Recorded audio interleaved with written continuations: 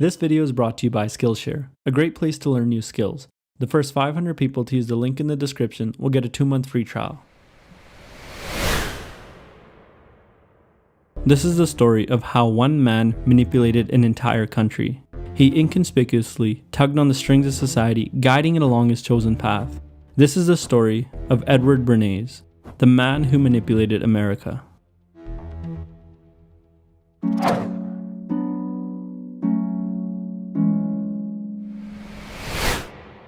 Our story begins after World War I.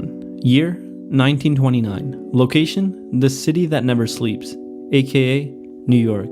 America had undergone massive changes in the past several decades. Both the first and second industrial revolution had taken place, public education had largely been established, and over 50% of American citizens were living in cities. The city had moved past its embryonic state and was now fully alive. A larger and growing middle class emerged. As a result of urbanization, more people were living in less space than ever before. Industrialization gave us the ability to produce more goods than ever before. These products were desirable by a growing middle class which had more disposable income than generations of the past. There's a yin and a yang to city life. In some ways, it gives to us, and in other ways, it takes from us. It put more fish in our sea, but it made it so much harder to stand out among the ocean of people. The consummation of these factors helped give birth to a new culture of consumerism. There was, however, one problem. Due to industrialization, supply was capable of being much higher than demand. A business owner that could increase the demand of his products was like a pirate who had found an X on his map. This insight, in large part, paved the way for modern advertising. Many owners were willing to go to great lengths to manipulate the public into buying their goods. This brings us to the man of the hour and the focal point of this essay, Bernays.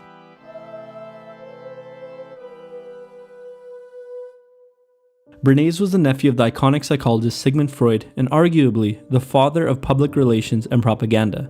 At the time, advertisements were quite straightforward. They were a strict statement of the factual benefits of owning a product.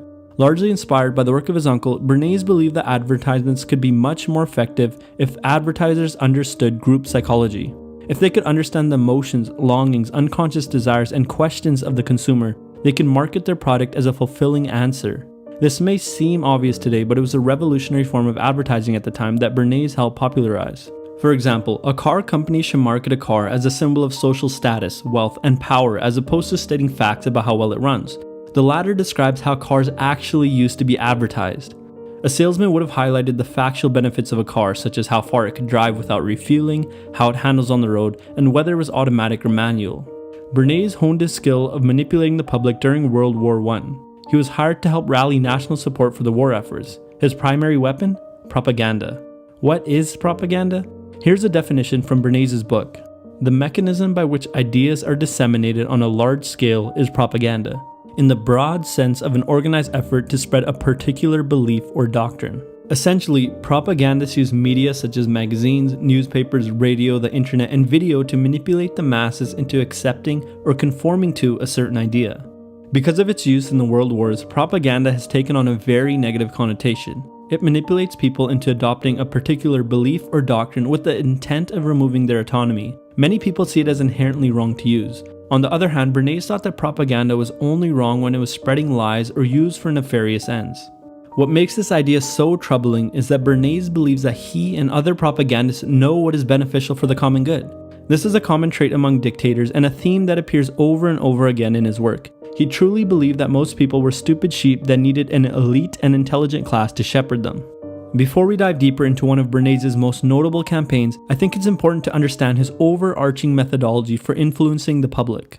As stated earlier, Bernays was a big believer in symbolism. An idea or a product can become a movement when it represents something greater than itself. He believed that indirect methods of selling that appealed to a consumer's unconscious thoughts, emotions, and desires were much more potent than directly selling to a consumer using facts.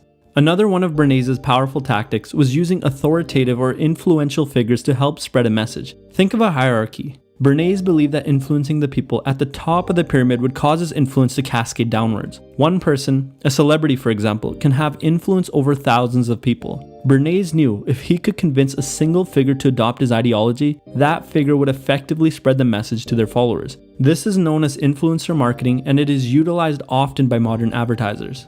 Bernays' third tactic was altering group norms. By altering group norms, Bernays can impose a social pressure on consumers that would force them to buy something to fit in. And the final tactic he used was being everywhere. Bernays understood that a consumer's mental space was the holy grail of advertising. Securing a safe spot in as many minds as possible was the prime objective. For that reason, he believed in advertising everywhere. Newspapers, magazines, radio, it was all necessary. The total amount of mental space available was limited, and so competition for it was intense. For example, let's assume that I sell apples. My competition isn't just other apple companies, it's all food sellers because individuals are limited in the amount of food they can eat in one day. Therefore, I want to advertise more than all other food sellers. Whether you're thinking of breakfast, lunch, dinner, or dessert, I want the apple to be the primary food that occupies your mind. Essentially, I'm competing with all other food sellers for that small space in your mind that you reserve for information on which groceries to buy.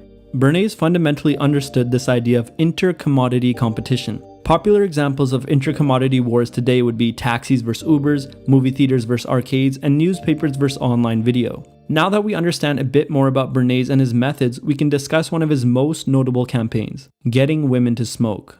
As a result of the First World War, many women had taken up jobs that previously only men had worked. They were starting to make their own incomes and becoming more independent. As a symbolic declaration of their newfound independence, some women began smoking cigarettes, a behavior typically reserved for men. Smoking was still largely taboo among women and looked down upon by the majority of society, although this dynamic was slowly shifting. At the same time, slim figures were coming into vogue. Cigarette companies wanted to capitalize on both of these trends and win over the female demographic. One business in particular, the American Tobacco Company, hired Edward Bernays to help tap into the burgeoning female market. The president of the American Tobacco Company, George Washington Hill, wanted to make Lucky Strikes, his flagship brand of cigarettes, popular among women. With the help of Albert Lasker, the American Tobacco Company came up with an ingenious but evil slogan: reach for a Lucky instead of a sweet. Bernays was enlisted to help popularize the message that smoking a Lucky, as opposed to eating a sweet, would help women achieve their ideal figures.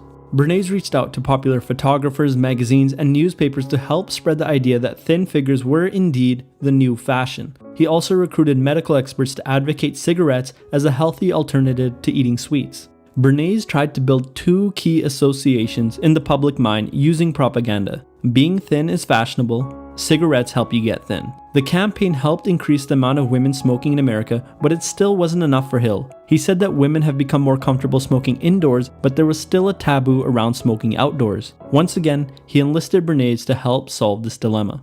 As we already know, Bernays inherited a love of symbolism from his uncle Freud. More women were already starting to smoke during and after World War I as a symbolic way of challenging male power. Bernays wanted to capitalize on that trend. In the year 1929, he staged a notable event during the Easter Sunday parade in New York that would help popularize smoking a cigarette as a symbol of female independence. Several young suffragettes, what we might refer to today as feminists, were hired to publicly smoke cigarettes during the parade. The cigarettes were to be referred to as torches of freedom. Bernays knew that this public declaration of independence and challenge of male power would be eaten up by the press. He even hired his own photographers to make sure that high-quality photos were taken of the momentous occasion. He knew that media coverage would spark a controversial debate in homes and offices all across the country about women smoking. Any female who wanted to partake in the debate and publicly declare her independence could do so by smoking a cigarette.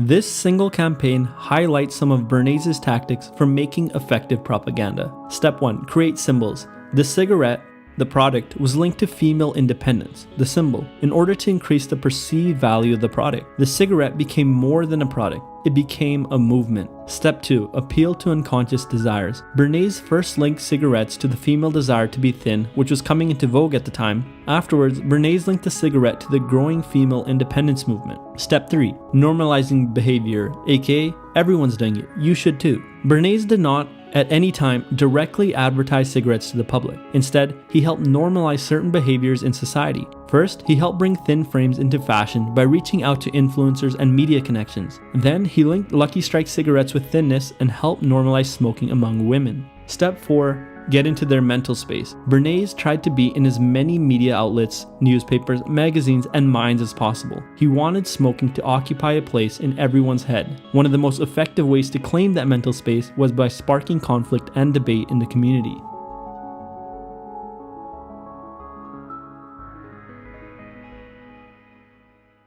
So, you may be wondering, why did I choose to discuss Edward Bernays in this essay? This essay is part of a longer series that will explore the effects of propaganda and ultimately social control. I thought Bernays served as a good focal point to begin the discussion on because he was a pioneer in public relations and mass media propaganda. A journalist once told Bernays that he was one of many influences on Joseph Goebbels, the Minister of Propaganda in Nazi Germany.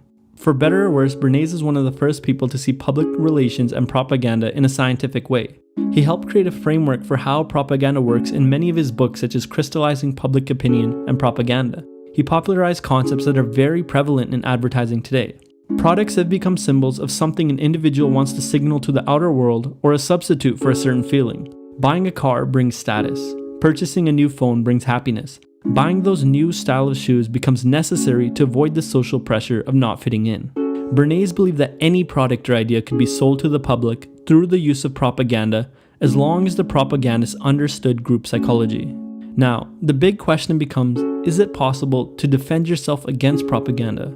I'm a little torn over this question myself, but I'm going to do the best to explore it in some upcoming videos, but for now, I really wanted to turn the question over to you. Do you think it's possible to defend yourself against propaganda?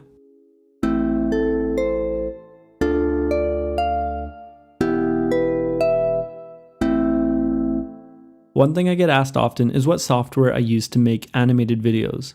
I actually use two different kinds, Adobe Illustrator to make the assets, and Adobe After Effects to animate them. Both of these programs have quite the learning curve, and I'm still learning more about how to use them every day. So I'd like to thank Skillshare for sponsoring this video and providing the first 500 people who use the link in the description with a 2-month free trial. Skillshare is a great place to begin learning how to make animated videos. You can start learning how to animate with a course like After Effects for Beginners, or learning how to design assets with the course Master the Basics of Illustrator. If that's something that you're interested in, you can use the link in the description to get 2 free months of learning, and after that, it's just $10 a month. Thanks for watching, and I'll see you next time.